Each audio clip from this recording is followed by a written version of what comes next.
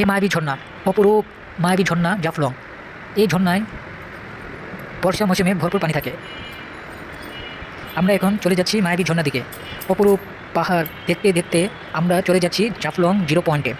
Jaflong zero পয়েন্টে চলে আসলাম। এখানে ভোটে জনপ্রতি 100 টাকা করে আপনাকে মায়াবী ঝর্ণা দিকে নিয়ে যাবে। অপরূপ ডাউকি নদী দিয়ে মেঘালয় পাহাড় দেখতে দেখতে আমরা চলে যাচ্ছি অপরূপ মায়াবী ঝর্ণা দিকে। ডাউকি নদী দিয়ে পার হয়ে আমরা চলে আসলাম মায়াবী ঝর্ণা দিকে। অফুরন্ত রোদ যা আমাদেরকে ক্লান্ত করে দিচ্ছিল, আমরা হাঁটতে কষ্ট হচ্ছিল। যাক, দেখা যাক মায়াবী ঝর্ণার পানির কি অবস্থা। আমরা চলে আসলাম সেই মায়াবী ঝর্ণা, কিন্তু বৃষ্টিও নাই, পানিও নাই। সব কষ্ট যেন বৃথা হয়ে গেল। যাক, উপরে উঠি দেখি উপরে কি আছে। অনেক কষ্ট করে পাহাড় দিয়ে আমরা উপরে উঠলাম। উঠতে অনেক কষ্ট হচ্ছিল, পাথরটি ছিল পিচ্ছিল, তাই উঠতে অনেক ভয় করছিল।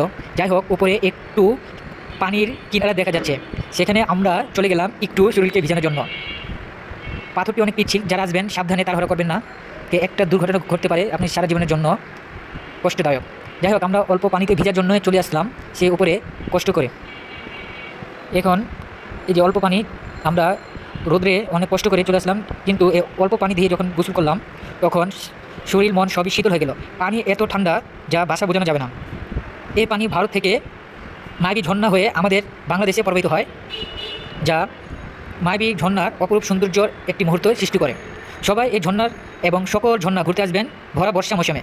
তখন ঝর্ণার পানি ভরপুর থাকে, যা দেখেও আপনি অনেক শান্তি পাবেন এবং গোসল করে অনেক মজা পাবেন।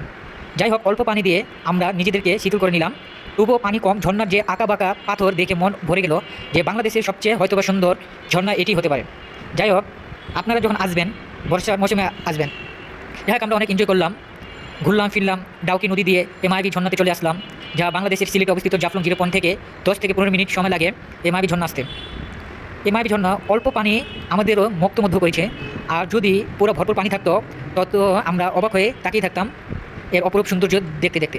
যাই হোক, আপনারা সবসময় এটা খেয়াল রাখবেন, পাথরে ওঠার সময় তাড়াহুড়া করবেন না, সুন্দরভাবে আস্তে আস্তে ধীরে ধীরে উপরে উঠবেন, যেন কোনো ক্ষতি, কোনো ভয়ঙ্কর রূপে যদি আপনাদের কাছে না আসে।